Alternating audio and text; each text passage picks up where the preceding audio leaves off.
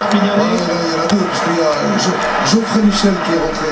Et à la place de Grand Claude. De Tulagi. Oui, mais il n'a pas pris sa place, évidemment. Donc, c'est Tonita qui est rentré là. Tonita est rentré en troisième ligne. Et ouais. Michel a remplacé qui alors? Michel, il a remplacé Nicolas Larague, voilà. Nicolas Larague. Gavin Young passe donc à l'ouverture. Exactement. Et Michel au centre. Allez, attention, introduction.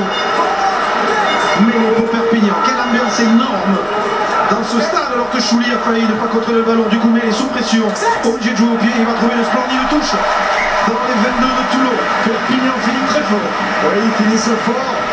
Il joue dans le cadre adverse. On a vu Nicolas Larague bien jouer au pied avec le vent, l'occupation, ça a marché. Et là, maintenant, c'est avec David Mêlée, de la même manière, essayer de ramener rapidement les Toulonnais dans leur camp. Les Toulonnais qui ont fait 4 fautes en deuxième mi-temps, pénalisés 4 fois contre 0 au Perpignanais. Toulon qui raccourcit son alignement, lancé Genevois capté péniblement par Scofield. Fernandez Lové, le dégagement de Cibré. Planté, sous pression, pris par Sanson. Il est solide. Et le ballon va sortir pour Mêlée. Gavin Young, la chandelle du Sud-Africain en position d'ouvrir. Regardez, ce sera chaud là-dessous. Ce sera très chaud pour la monte en raid de volée accordée à l'Écossais, puisqu'il était dans ses 22. Il joue rapidement parce que Toulon maintenant n'a plus que 10 minutes pour renverser la vapeur de ce match. Et il faut laisser au Toulonnais. Cibré, Kubriachvili, bien stoppé par Chouli, par Guiri et la défense catalane. Cibré, Lovo Balabou, a perdu le ballon à l'impact et le contre immédiatement des Catalans avec Guiri qui a pu donner à Michel, ceinturé par Paul Saki. Mêlée, oh la passe acrobatique du pied de David Mêlée, stoppé, récupéré in extremis par un Toulonnais devant sa ligne. Grosse pression des Catalans. Les Toulonnais vont-ils se mettre à la faute? Non, pour l'instant, dit monsieur Roland qui va donner Mêlée. Oussa, Mêlée en production, Oussa, pas 10 minutes à la fin. C'est assez impressionnant de voir cette équipe de l'USAP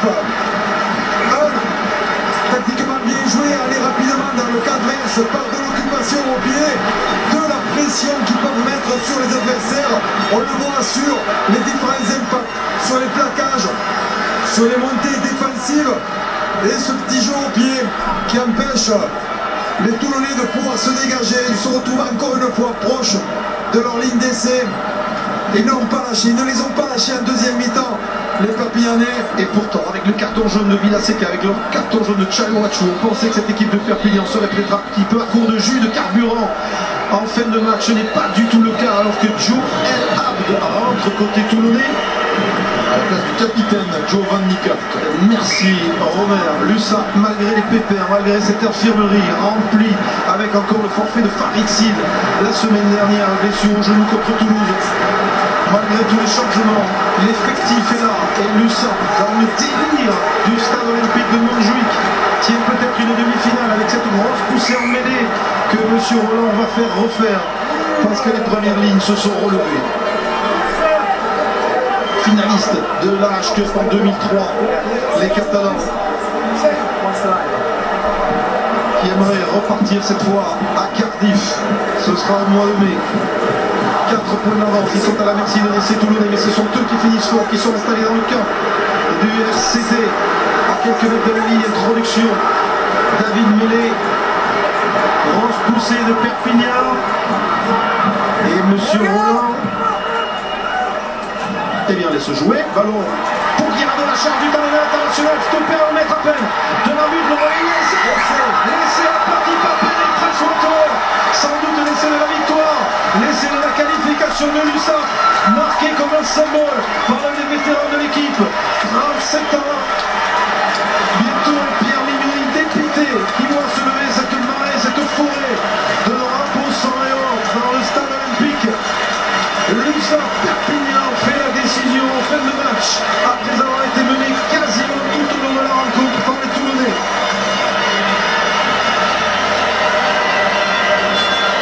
Deuxième mi-temps d'envergure, deux mi-temps très différentes.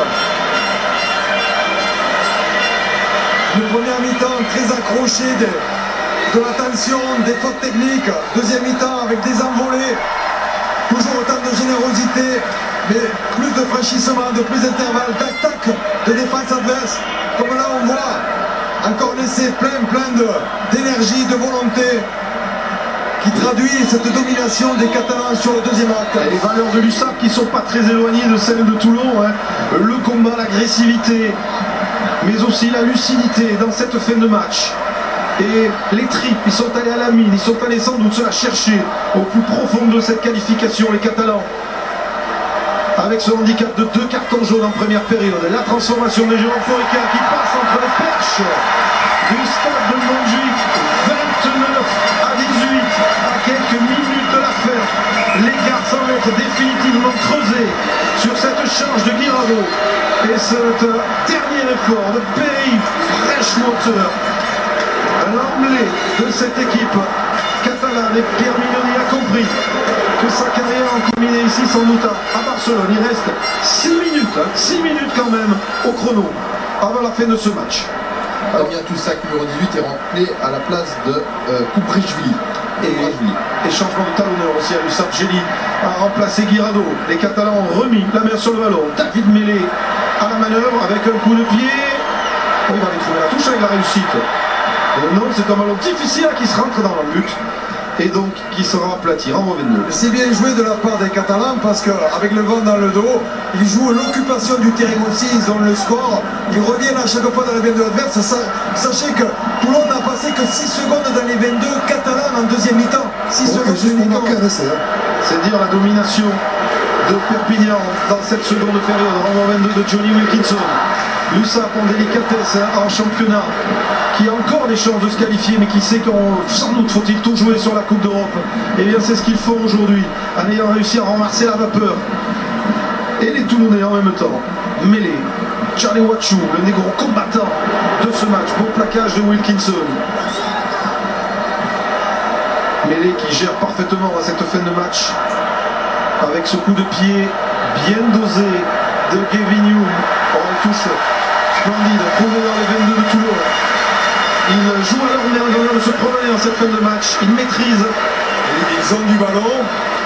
Surtout, ils ne le redonnent pas. Alors qu'on revoit l'essai là, plein de volonté de la part de Guirado. Freshwater qui marque. Et on aurait dit que Paul Gonz, le président, a réagi avec un temps de retard. Comme s'il n'osait pas y croire. Ouais. Perpignan qui n'était pas sorti des poules de H-Cup ces 2 dernières saisons. Et écoutez l'ambiance de Montjuïc alors que Lovro Balavou et les Toulonnais, il y avait un plaquage haut. L'arbitre a laissé jouer. Wilkinson, dernière cartouche tentée, allumée par les Toulonnais. On va voir si la défense organisée depuis le début de la rencontre de Perpignan sera encore à la hauteur. Condamné a marqué 2 fois en 4 minutes pour renverser la vapeur avec Wolf. Rudy Wolf. Cibré sous pression, pénalité contre les Toulonnais, joué rapidement, un peu trop rapidement par Cibré. Et la chance, elle n'a pas été jouée là où il fallait. Tout à l'heure, Philippe, tu parlais de la stat de 6 secondes dans les 22, mais j'aimerais bien avoir celle tout simplement juste dans le camp de Perpignan. Je suis pas sûr qu'il s'est passé beaucoup de temps. En tout cas, c'est une page sans doute de l'histoire de rugby catalan qui se tourne aujourd'hui. Et c'était tellement important pour les déceptions qui se lit déjà sur le visage de Giovanni Kerr. Pour la première fois, pour les hommes de Jacques Brunel, un match à Barcelone, 55 000 personnes à Montjuïc. Le pari déjà de remplir Montjuïc était gagné avant le match. Mais en plus, il fallait gagner pour montrer aux Catalans ici de Barcelone que l'USAP peut être le Barça du rugby. Et l'équipe de rugby de toute la Catalogne, comme le Barça, est celle de foot de toute la Catalogne. Et c'est le pari qu'ils sont en train de réussir. La monte bien pris par une défense ultra agressive de Perpignan. Wilkinson impuissant, le coup de pied, la passe au pied va sortir directement en touche. Illustration des difficultés toulonnaises en cette fin de match et notamment en cette deuxième mi-temps. Quand tu es sous pression ensuite, il y a davantage d'imprécision. Perpignan n'a jamais rien lâché. Ils ont surtout cet objectif, la H-Cup, cette Coupe d'Europe. Puisqu'en championnat, le week-end dernier, ils ont voulu peut-être leur dernière cartouche face à Toulouse.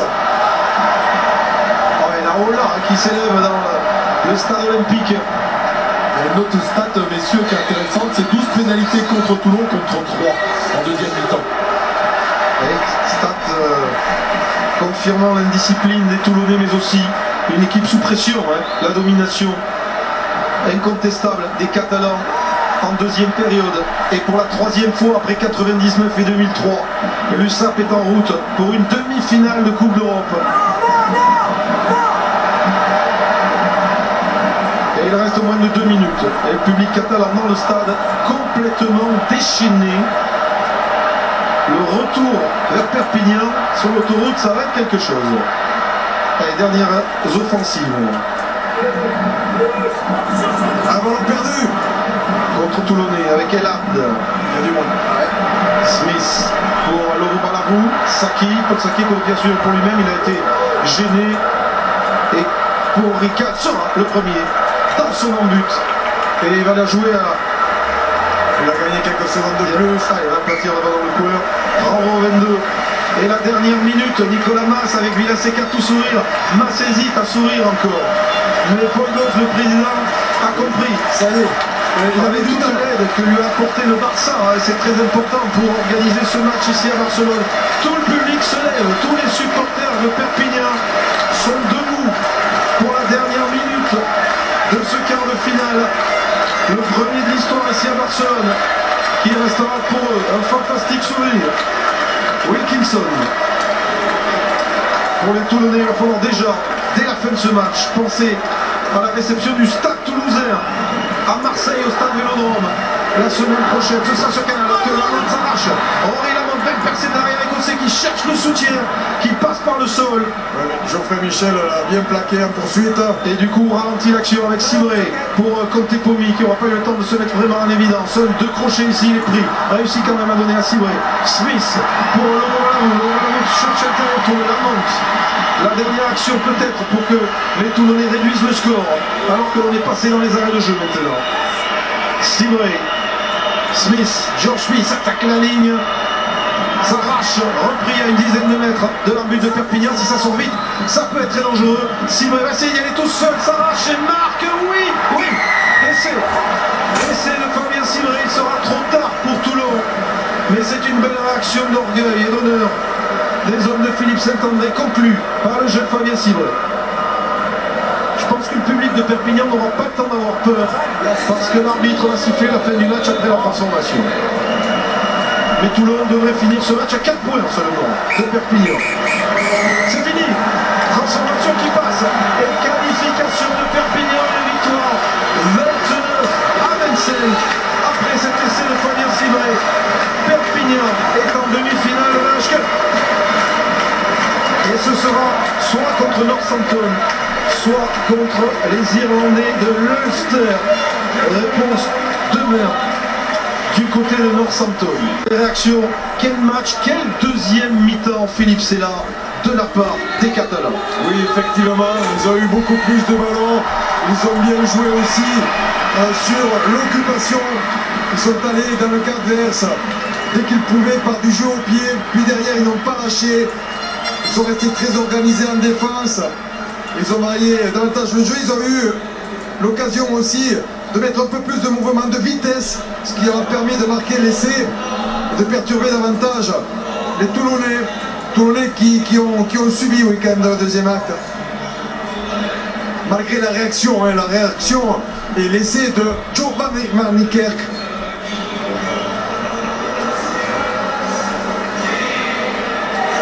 Charlie Wachou dans les bras de Paul Saki. Alors réaction, le temps qu'on amène évidemment les joueurs devant les panneaux, c'est absolument du délire toujours dans les tribunes de Montjuïc. On a les supporters catalans devant nous et qui sont déchaînés. Toulouse à Marseille, donc samedi prochain sur Canal. Les Toulonnais vont devoir maintenant se reconcentrer sur le championnat. Pour les Catalans, le championnat c'est pas terminé. En revanche, la H-Cup ça se continue, c'est certain, avec une demi-finale. Mais quel match, ils sont vraiment, Philippe, allés la chercher très loin. Je pensais à ça exactement, ils sont allés chercher cette demi-finale parce qu'à Toulon, il y a des joueurs, vous savez, extraordinaires, de qualité, des internationaux, des joueurs vraiment de haut niveau. Ils ont réussi à peser sur la rencontre. Philippe, en première réaction, c'est Nicolas Mas. Nico. Vous êtes allé la chercher, il ne fallait pas perdre aujourd'hui. Il y avait une symbolique. Surtout toi qui as tellement rêvé de jouer ici à Barcelone, c'était plus qu'un quart de finale de Coupe d'Europe. Ouais, c'est sûr que c'était plus que tout. On ne devait pas se louper, mais bon, voilà, les Toulonnais ont fait un très gros match et nous on a commencé un peu mal, on s'est ressaisi en seconde mi-temps. Mais c'est vrai que pour nous, pour tous les Catalans qui sont à Perpignan, c'est une énorme joie d'avoir gagné ici. Et pour tout ce peuple catalan qui nous suit tout le temps depuis toutes ces années, on se devait de gagner, quoi. Voilà. Abattu quand même, hein, ça n'a pas été évident. Première mi-temps, vous avez été catastrophique, on va dire.